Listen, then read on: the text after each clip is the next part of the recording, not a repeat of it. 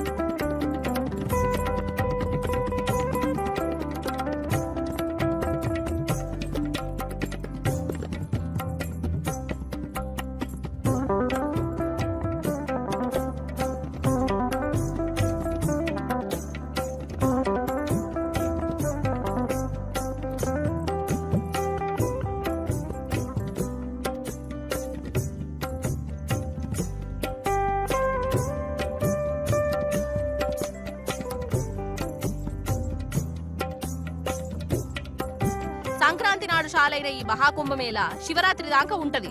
రోజులు గడిచినా జనం మాత్రం తగ్గుతలేరు. దినదినానికి పెరుగుతూనే ఉన్నారు. భక్తుల పుణ్యస్నానాలతోని ఈ మహాకుంభమేళ రికార్డు కొట్టింది.